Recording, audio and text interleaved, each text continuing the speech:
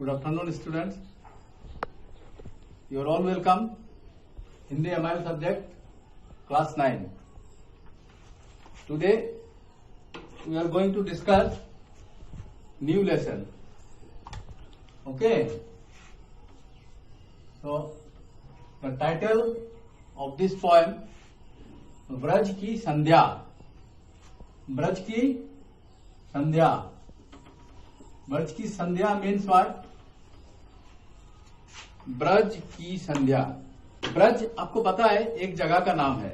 कहां पे? ये यूपी में. और ये किसके साथ ताल्लुक रखता है? ब्रज के वासी आप लोग नाम जरूर सुना होगा, कृष्ण जी के और गोपियों के साथ में इसका संपर्क है. उसके साथ में जमुना की तट. तो कृष्ण का नाम आते ही उनको जो लीला, बाल लीला है, उनको वर्णित करने के लिए जमुना की तट और गोपियों के संग और ब्रज की भूमि. ठीक है. तो सबसे पहले हम कवि के बारे में थोड़ा सा आप लोग को वर्णन करना चाहते हैं. कवि के बारे में थोड़ा जानना बहुत जरूरी है. प्रस्तुत कविता किसके द्वारा रचित किया गया है? महाकवि पंडित अयोध्या सिंह उपाध्याय हरिओद द्वारा रचित है. कौन सा पुस्तक से लिया है?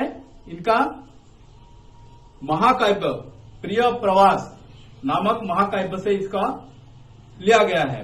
प्रथम पंक्तियां लिया गया है.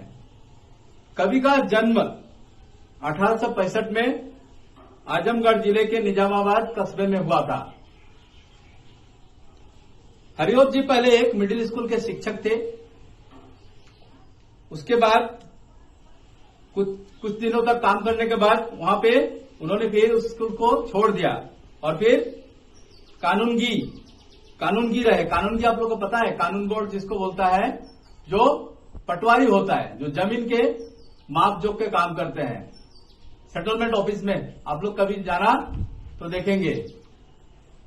तो अमूमन हम लोग उसको पटवारी बोलते हैं. कानूनगी के काम किया. तत्पश्चात उन्होंने वहां से अवकाश लिया, यानी रिटायरमेंट हुआ. और रिटायरमेंट के बाद उन्होंने फिर बनारस के हिंदू विश्वविद्यालय में प्राध्यापक के रूप में फिर कार्य में ज्वाइन किया. यानी फिर वहां पे उन्होंने फिर विश्वविद्यालय में प्राध्यापक के रूप में कार्यरत हुए. यानी वहां से फिर उसको काम शुरू किया. तो ये तो रहा कवि के बारे में थोड़ा सा जानकारी. अभी हम लोग चलेंगे लेसन की तरफ. ब्रज की संध्या. संध्या आपको पता है, जो सनसेट के टाइम में जो टाइम होता है, संध्या यानी शाम, सांझ का बेला. संध्या, सांझ. ठीक है. दिवस का अवसान समीप था. दिवस का अवसान समीप था. दिवस मतलब दिन का अवसान समीप था. यानी जब सूर्य उगता है तो हम लोग का दिन क्या होता है? सनराइजिंग के साथ में दिन का शुरुआत होता है और फिर धीरे धीरे ये दिन क्या होता है? अवसान होता है. अवसान मतलब समाप्त होता है. तो दिवस का अवसान समीप था, यानी दिन का खत्म होना बिल्कुल नजदीक था. समीप मतलब नजदीक था. गगन था कुछ लोहित हो चला. गगन था यानी सांझ को टाइम में आप लोग देखा, कभी कभी आप लोग देखना, आप लोग कभी ध्यान नहीं दिया होगा, लेकिन आप कभी इस चीज को देखना कि जिस टाइम दो ही चीज प्रकृति के सबसे बहुत मनोरम होता है. एक तो सनराइजिंग, जो सूर्य का उदय होना, और दूसरा सूर्य का अस्त जाना.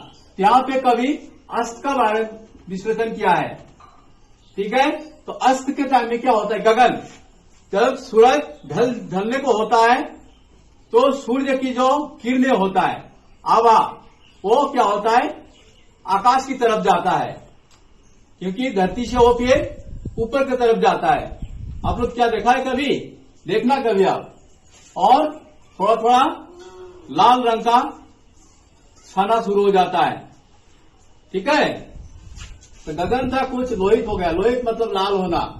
तरुशिखा पर थी, अब राजती, यानी सूर्य का जो किरण है तरुशिखा वृक्षों के ऊपर टॉप लेवल में वृक्षों के ऊपर थी, अब राजती, यानी शोभा समीश, शोभामयी, शोभामयी, सुंदर देखना, ठीक है। या विराजमान भी बोल सकते हैं, सुंदर विराजमान। यानी कहने का मतलब क्या है कि सूर्य का जो किरणें है वो धीरे धीरे आसमान की तरफ उठना। तो पहले कैसे होगा, पेड़ों के चोटियों के ऊपर से, पहाड़ी के चोटियों से ऊपर जाएगा, ठीक है। इस दृश्य को कवि बोल रहे हैं कमलिनी कुल बल्लभ प्रभा, कमलिनी कुल बल्लभ प्रभा, कमलिनी कुल बल्लभ प्रभा। कमलिनी कुल मतलब कमलों की दल। कमलों की दल कौन होता है, सूर्य। कमलिनी कुल वल्लभ प्रभा, यानी सूर्य की, ये जो शब्द कमलिनी कुल वल्लभ एक ही है जो सूर्य को दर्शाता है, सूर्य भगवान को। प्रभा उनका जो किरण। विपिन बीच विहंगम वृंद का, विपिन बीच, विपिन बीच विपिन मतलब पहाड़, विपिन बीच विहंगम वृंद का कल निदान विवादित था हुआ। विपिन बीच विहंगम वृंद का, विपिन वृंद पक्षी समूह, पक्षी समूह यानी पक्षियों का झुंड। विपिन बीच विहंगम वृंद का यानी पहाड़ों से जो सुबह होता है, क्या होता है, जितने पंछी होता है, पक्षी को आपने देखा होगा, सुबह क्या होता है, सुबह के साथ साथ वो लोग भी सब निकल आते हैं और आके कोलाहल करना शुरू कर देता है। यानी सब अपने अपने कार्य में चले जाते हैं। किसके खोज में, खाने के लिए, अपने अपने दाना ढूंढने के लिए सभी चले जाते हैं। लेकिन फिर क्या होता है, जब फिर सूर्य का अस्त होने का समय होता है, सब अपने अपने नीड में आ जाते हैं। यानी सब अपने अपने पेड़ों में, जहां पे उनका नीड होता है, जहां घर होता है, घोंसला होता है, वहां पे आना शुरू हो जाता है। तो कभी इस चीज को बोल रहे हैं विपिन बीच विहंगम वृंद का कल निदान विवादित था हुआ। विपिन बीच यानी पहाड़ों से, जंगलों से, पंछिया वृंद का यानी समूह दल पूरा, ठीक है। कल निदान विवादित हुआ। कल निदान मतलब सब आके शोर करना शुरू कर देता है, कलरव करता है, चिल्लाता है वो लोग। ध्वनिमय विविधा विहगावली, ध्वनिमय विविधा मतलब विभिन्न प्रकार के, एक कई प्रकार के पक्षी, क्या एक ही प्रकार के होते हैं, कई प्रकार के आते हैं। ध्वनिमय सभी का मतलब एक पक्षी का इसमें शब्द नहीं होता है, आपको विभिन्न प्रकार के पंछियों के शब्द विराजमान होता है, आपको सुनने में आता है। ध्वनिमय विविधा विहगावली, विभिन्न प्रकार के पक्षियों के शब्द से गूंज उठता है। कहां पे, ब्रज में। उड़ रही नवमंडल मध्यती, उड़ रही नवमंडल मध्यती यानी उड़ रही नवमंडल यानी आकाश के बीच में सभी उड़ रहे थे।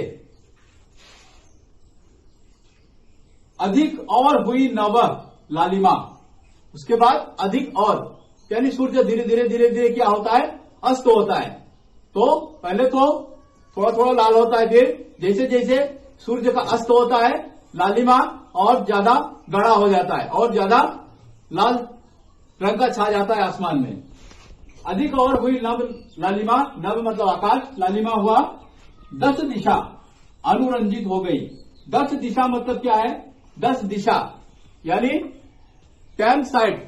हम लोग अमूमन आप लोग क्या 4 दिशा के बारे में पढ़ा है, main side, east west north south. यहां पे 10 दिशा के बात बताया है। 10 दिशा आपको हम बताएंगे, वो 10 दिशा क्या होता है। जैसे पूर्व पश्चिम, पूर्व पश्चिम उत्तर दक्षिण, पूर्व पश्चिम उत्तर दक्षिण, उसके बाद ईशान, अग्नि, नैऋत्य, वायु, ऊर्ध, अध, ये हो गया आपका 4 दिशाएं। फिर से बताता हूं, पूर्व पश्चिम उत्तर दक्षिण, ईशान, अग्नि, नैऋत्य, वायु, ऊर्ध और अध यानी ऊपर और नीच, ये सभी लेके आपको 10 दिशाओं का नाम हो गया। अधिक और हुई नवलालिमा 10 दिशा अनुरंजित हो गई। यानी 10 दिशा को आपको नाम बता दिया, 10 दिशाओं में लालिमा छा गई। यानी पूरे ब्रह्मांड फिर हो गया, हुआ कि नहीं? नीच ऊपर और 8 दिशाएं, तो टोटल 10 दिशाएं हो गया। सकल पादप कुंज हरितिमा, यानी सकल पादप मीन वृक्ष, समस्त पेड़ पौधे, कुंज हरितिमा, हरितिमा मीन्स व्हाट? हरियाली, पूरे पेड़ का हरियाली सब निमज्जित हो गया। अरुणिमा विनिमज्जित सी हुई, विनिमज्जित सी हुई मतलब विनिमज्जित मतलब डूब जाना, सरोवर में डूब जाना, जैसे किसी एक चादर जैसे ढक देना, निमज्जित हो जाना यानी डूब जाना।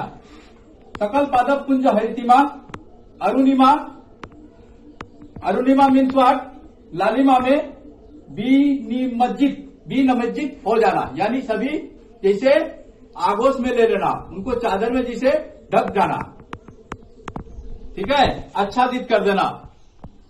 तो आपका ये ब्रज की संध्या का 12 पंक्तियां आज हम लोग ने जाना, इसके बारे में कवि ने क्या कहा है, और इसका जो 12 पंक्तियां बाकी है ये हम लोग नेक्स्ट क्लास में, अगले दिन जो भी क्लास होगा उस दिन आपको बताया जाएगा।